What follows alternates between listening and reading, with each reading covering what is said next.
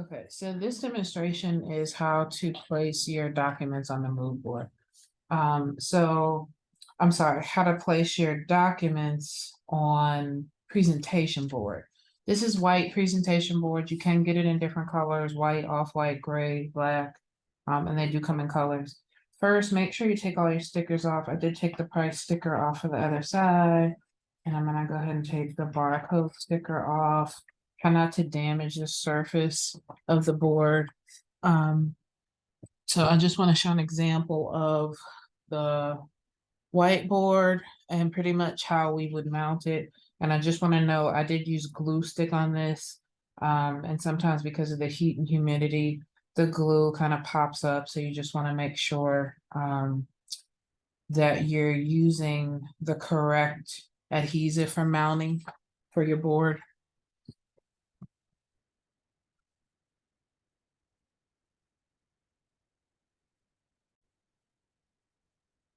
Okay, so the first thing that you want to think about is your orientation. So I'm actually going to mount these two pages. Both of these are landscape orientation. So my suggestion would be to mount them with your mood board first, and then your illustration here. When I printed this out, the green is a lot darker than what I thought it would be. If you're doing your images, so your mood board and your illustration as portrait, what I would suggest, because you won't be able to get these in this way, is that you set them up. So I don't have a portrait orientation mood board, but you would put your 2 pages this way. Okay, so just something to think about. I'm also going to show you how to mount swatches and put on, so just make sure when you place them, be mindful of some extra space. I'm just going to put a few swatches under my mood board. Okay, so the first thing is I want to make sure I'm planning for my space. So again, my mood board is going to go up at the top, and I usually just eye this. Now, I printed this out. If you want to go in and trim your border, you can. I suggest using a paper cutter or just some sharp scissors, or you can cut it with an X-Acto knife. And I think that I'm gonna kind of lay this out like this. And I just want to use a ruler to make sure I think I might actually do it like this, so I can just put my swatches on the side here. So I just want to make sure if I'm using a clear ruler, I can just make sure my pages are laid out straight.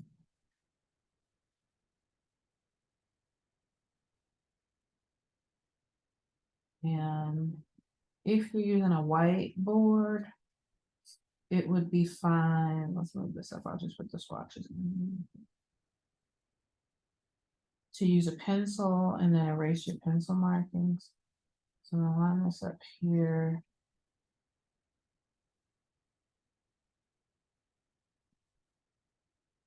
And then just check and see how much. So I have 1.5 inches there, 1.5 inches there. So that's perfect. So what I'm gonna do is just kind of mark. I'm using a piece of chalk, white chalk, and I'll just erase it when I'm done. You can also use like a colored pencil. I'm gonna just put some little corner marks for my placement here, because the pencil would not show up on video. So you can see my little corner marks there. Now there's a couple different methods that I can use. I am not crazy about glue stick, because you can see with the other board that glue stick is hard to get full coverage, and once you put it down, it's down. This is kind of loose on some of the edges where I can see it popping up. And sometimes the humidity or the heat will make that pop up. So what I suggest, you can use double-sided tape. So I do have some double-sided tape here.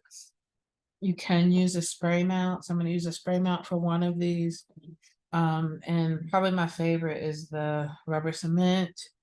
And there's different brands for each of these things. So I'm gonna show how to use a rubber cement just because that's probably the most widely used. And just to make sure that you have some experience with using it, because it is a contact glue, so you have to kind of let it dry. So I'm gonna just put down a base to make sure I don't get the rubber cement on anything. And it has a brush in there. Make sure I wipe off all the excess glue. You don't want too much on there. And I'm gonna go and just brush the entire surface on the back of my mood board, making sure I get the corners really well.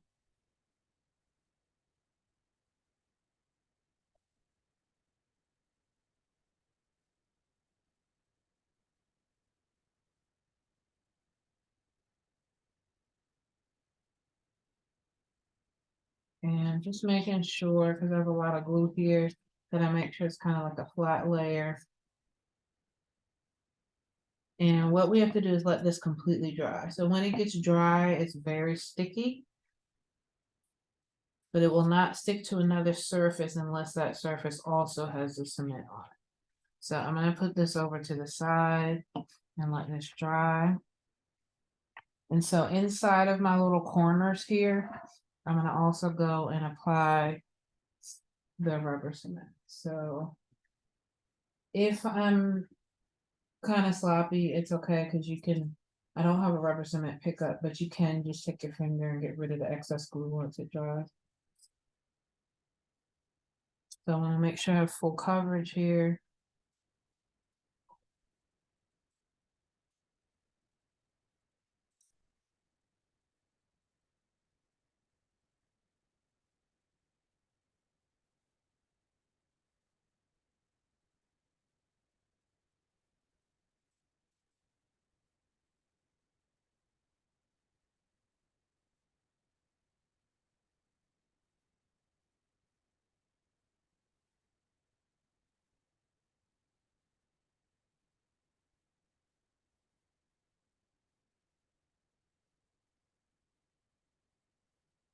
Okay, so now we're going to let that also dry.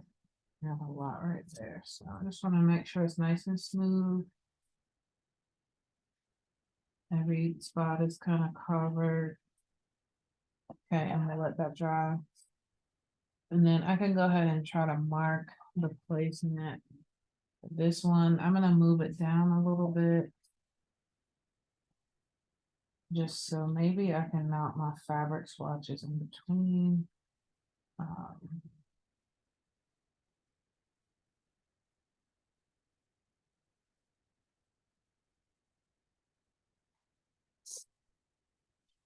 know this was about half an inch.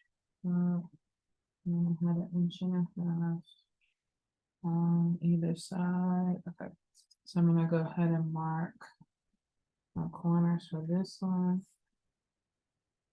This one will be a little bit easier because we'll use the spray mallet. It can get really messy if you're not careful. So I'm marking my little corners here, and my rubber cement is drying. So I'll give that just a second to dry.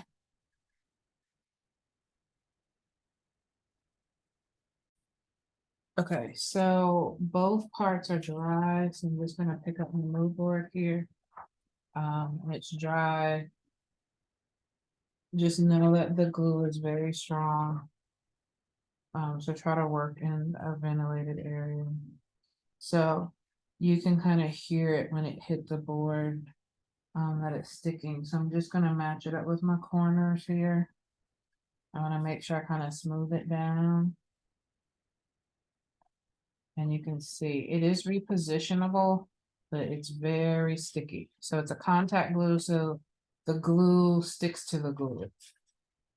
I just want to make sure I smooth it down, make sure your hands are clean. All right, now you can see a little bit of extra glue around the corners.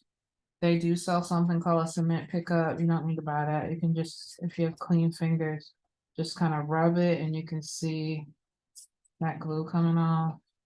Sometimes you can also take, I have a piece of kneaded eraser here, and you can just erase it. It's easier with your finger. Okay, and you just want a nice, clean execution.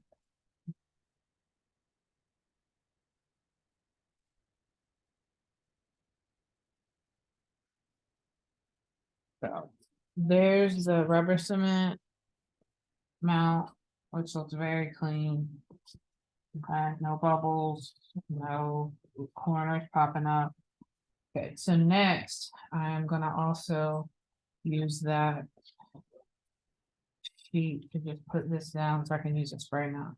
Now be careful because the spray mount will make every surface sticky. So you may want to do this outside. And I'm just gonna kind of shape it.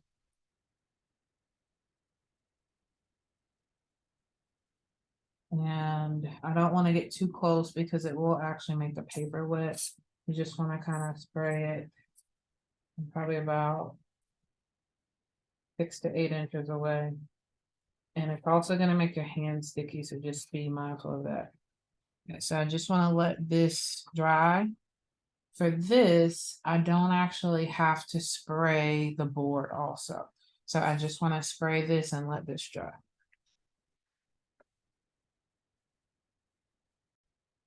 Okay, so now I'm ready to put my illustration on.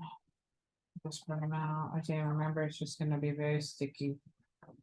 And then you have to be careful to not do this near carpet or anything because it'll pick up pieces of hair and just small particles, and you don't want that stuck to your illustration or whatever you're mounting. Okay, so same thing. I'm just gonna go ahead and kind of smooth it out.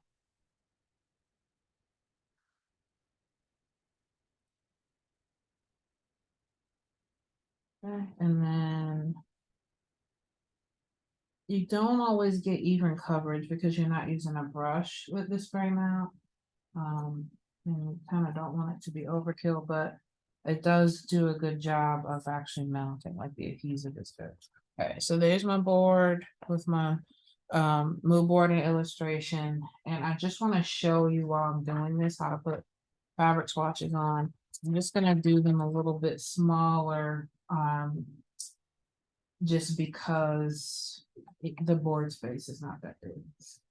So generally what we want to do is just cut our fabric pieces. So from your remnants of the fabric that you actually use to make the cape, we want to cut the same size squares. So I was gonna go in and do 2 by 2, but let's do like a 1 by 1, I guess, template. I'm only doing 2 pieces, so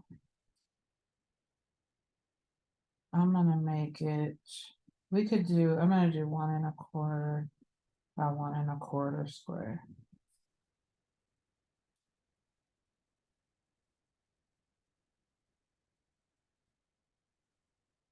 And so if you're using this clear ruler, so there's 1 inch right here, and then 2 blocks is 1/4, because this is by 1/8 inch. Okay, and I'm gonna cut this out. I actually have just a piece of cardstock, but you could do this just with a piece of paper. I'm gonna go ahead and cut this out from my fabric sort.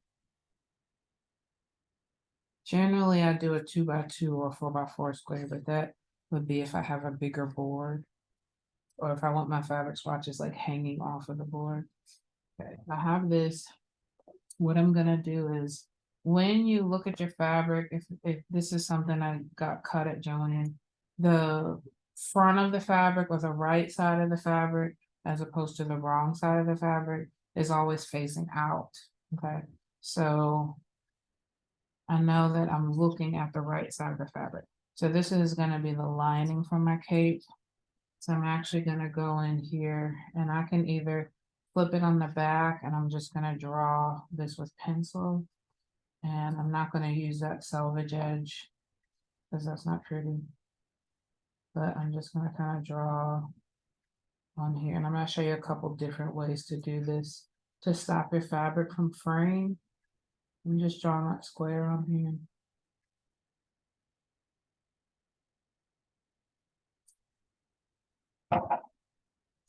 And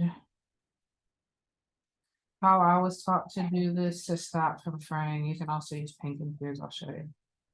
Is to take a piece of tape and I'm gonna split it since my square is so small. And I'm gonna put tape on my edges that I'm cutting with pencil. This is kind of an old school method. I haven't seen this done in a while, but I want to show you.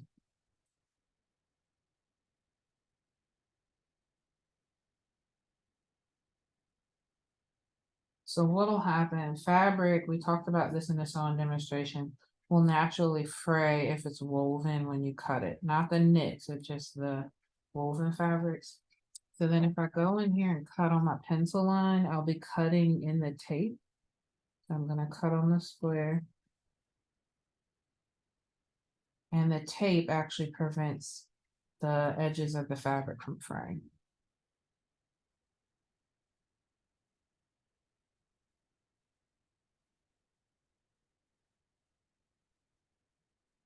I have a nice neat fabric swatch, and the reason why we do swatches is because it's tactile, so I can still, when I mount it, pick it up and still feel the fabric. Okay, but the tape will keep it nice and neat on my actual board.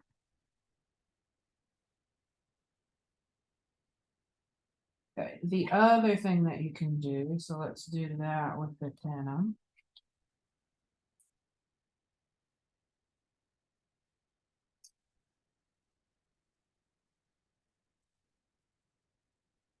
Is I'm gonna go in here again and just draw my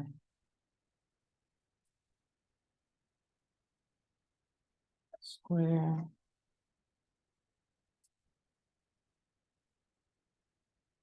Again, use a piece of chalk or a white pencil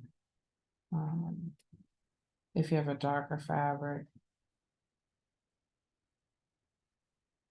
Okay, and we do have pinking shears. Now, I'm not crazy about the shape that the pinking shears make, but it will cut each of your edges on the bias. And we know that when you cut something on the bias, the fabric won't fray. So I can go in here with pinking shears and cut carefully my swatch.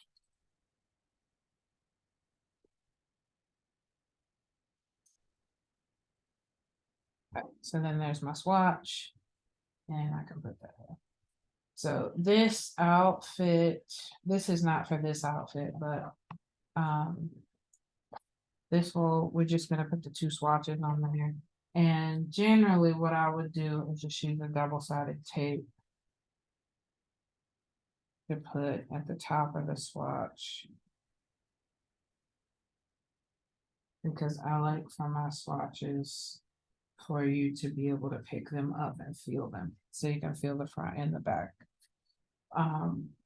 If you want to glue it down, so if you don't want it to be tactile, you could use the glue stick and glue it down. Do not use a rubber cement. You can try the adhesive. I would test it first with the spray mount. Sometimes it will go through and seep through the fabric because the nature of fabric is that it soaks up anything that gets on its surface. I also have, you can get like these mounting strips, and if you want your fabric to be repositioned. Okay, so this is like the mounting putty, and I just took a piece off.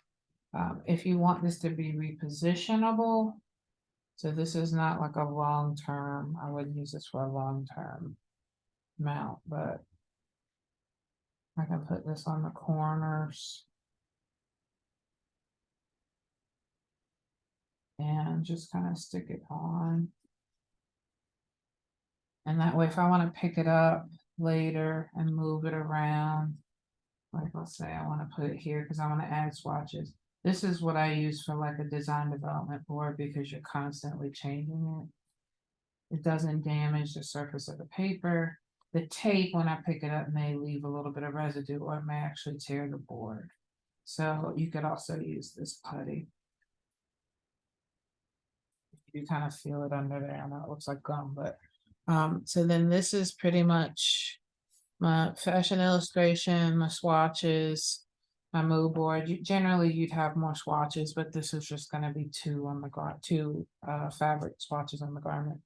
And then what needs to happen is I just need to have your group members' names on the back. So this will be turned in along with a photo of your cape on a dog, and your cape you'll turn in, and that will be, we have hangers for the capes here.